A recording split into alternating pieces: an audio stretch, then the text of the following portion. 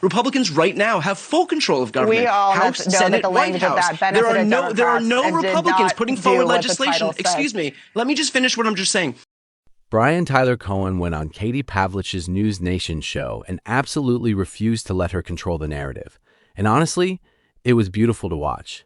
Pavlich tried her usual MAGA routine: talk over her opponent, deflect with whataboutism, and pretend Democrats are the only ones gerrymandering while ignoring Republican-controlled states doing the exact same thing. But Brian wasn't having it.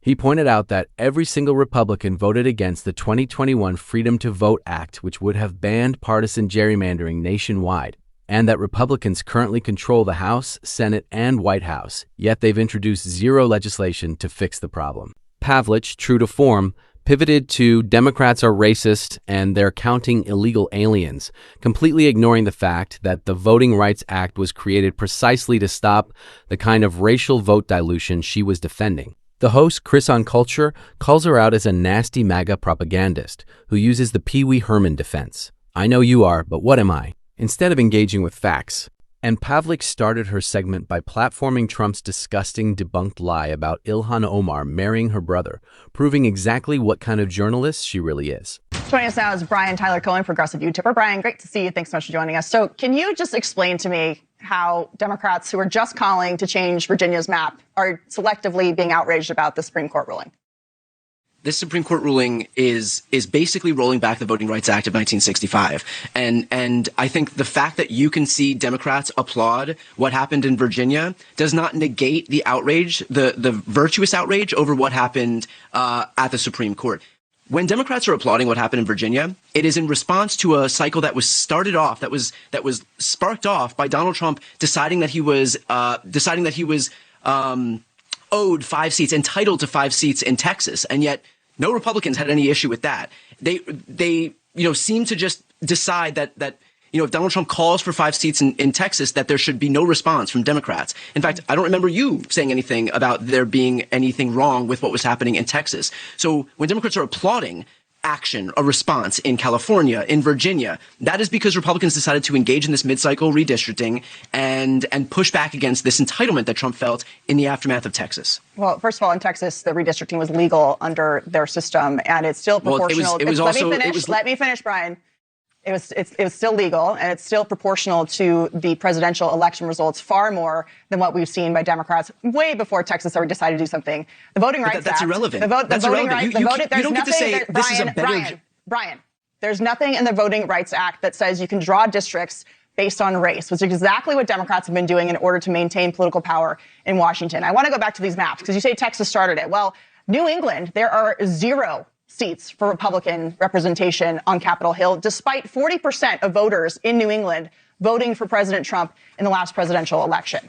If you look at Virginia and the way that it was, 6-4, now it's going to be 10-1. They had to draw this weird lobster in the middle where you have all of Northern Virginia, which is very heavily white, by the way, disenfranchising voters down in Southern Virginia. There are districts now that voted 75% for Donald Trump. They're now going to be represented by Northern Virginia. They didn't vote for that. You also have Illinois, with 14 Democratic seats, 3 Republicans, when 30+% of Illinois voted for Donald Trump. So you tell me, looking at these maps, how that is a fair representation for Republican voters in states like Maine, New Hampshire, Massachusetts, et cetera.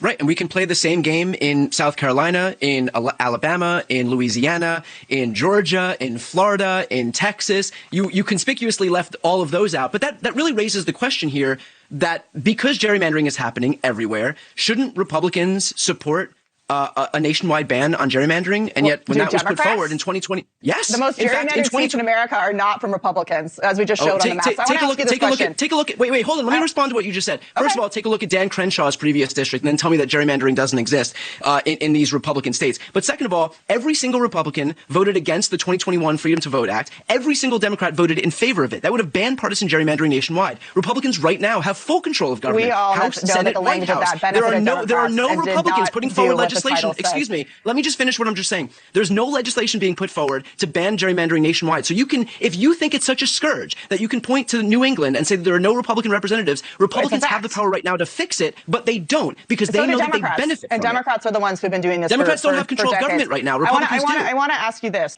Do you support it nationwide? I support the Supreme Court ruling because I don't believe in drawing congressional districts based on race because that's racist. Can Democrats win? Because you want. Wait. Brian, do you believe that Democrats can win? You think it's racist to have representation? The Supreme Court just desegregated the South. Having one Democrats in the South were segregating the South by having race-based congressional districts, which the Supreme Court just ruled against. That's what just happened. So Democrats when they crack these districts, unless they draw districts based on race, whether they can't win elections because people are fleeing blue states for red states, and they can't win elections because in the census they are counting illegal aliens as part of congressional districts, which Democrats are opposed to taking out of that because they need them for congressional representation. So when they crack these districts, and black voters in South Carolina, they can still vote Tennessee, wherever they want. You just don't draw the lines based on race, which is racist. You're being purposefully obtuse, and your viewers can see that because they know exactly what it means when you crack a district from a jurisdiction where there are overwhelmingly black or brown voters, and now all of a sudden those districts are cracked into 3 other districts so that their voting power is diluted. This is exactly the impetus. I know that George Wallace and Joe Biden were against desegregation This was exactly and the integration, impetus for the Voting Rights Act of 1965. This was exactly the impetus for the Voting Rights Act of 1965. Brian Tyler Cohen, thank you. Talk to you soon. Also today, President Trump rallied in Las Vegas, or in the Villages, Florida, touting new tax deductions for seniors. He also made a pretty head-turning comment about Congressman Ilhan Omar that the crowd thought was pretty interesting. I believe she married her brother, which is totally illegal. Although it's a lovely couple, actually, but it's a little bit on the illegal side. Darling, I love you very much. Good night, brother. Let's go to bed. Good night. Isn't she despicable? I can't stand watching her.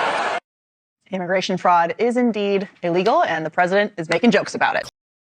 Brian Tyler Cohen walked into the lion's den on Katie Pavlich's show and didn't just survive, he dominated.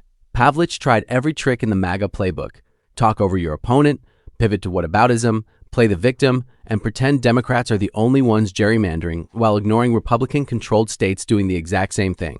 But Brian came prepared. He pointed out that every single Republican voted against the 2021 Freedom to Vote Act, which would have banned partisan gerrymandering nationwide, and that Republicans currently control the House, Senate, and White House. Yet they've introduced zero legislation to fix the problem. That's the entire game right there. Republicans know they benefit from gerrymandering, so they'll never fix it, but they'll scream about it constantly to distract from their own corruption. Pavlich's defense was a masterclass in bad faith. She kept insisting that drawing districts based on race is racist, ignoring the entire history of the Voting Rights Act, which was designed to ensure black voters actually had representation after centuries of being systematically disenfranchised. She pointed to New England having no Republican representatives, while conveniently ignoring South Carolina, Alabama, Louisiana, Georgia, Florida, and Texas, all Republican-controlled states with heavily gerrymandered maps that dilute the voting power of black and brown communities. She even tried the Democrats are counting illegal aliens nonsense, which is just a racist dog whistle designed to dehumanize immigrants and justify voter suppression. Brian wasn't buying any of it. And let's talk about how Pavlich opened her show, by platforming Donald Trump's disgusting debunked lie about Ilhan Omar marrying her brother. She didn't say it was true. She just let it hang there, vague enough to avoid a lawsuit, but clear enough to smear a Muslim congresswoman with a racist trope. That's who Katie Pavlich is. That's who News Nation is platforming. She's not a journalist. She's a propagandist who uses her show to launder Trump's worst impulses while pretending to be a serious commentator. And the fact that she brought Brian on to debate only to talk over him, interrupt him, and then cut him off when he made valid points tells you everything about her intellectual dishonesty. The gerrymandering debate is actually simple. It's a problem everywhere, but only one party is willing to fix it.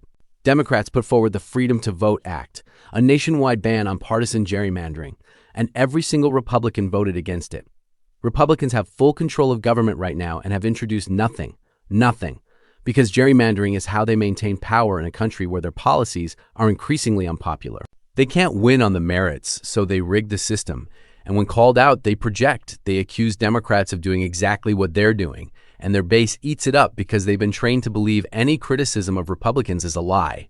Brian Tyler Cohen handled this interview with exactly the right amount of patience and pushback. He didn't let Pavlich steamroll him. He brought receipts and he exposed her hypocrisy without sinking to her level. But let's be real. The fact that a news network gives someone like Pavlich a platform to spread lies about Ilhan Omar, defend voter suppression, and gaslight the public about gerrymandering is a stain on American journalism. She's not interested in truth. She's interested in winning, and she'll say anything to get there.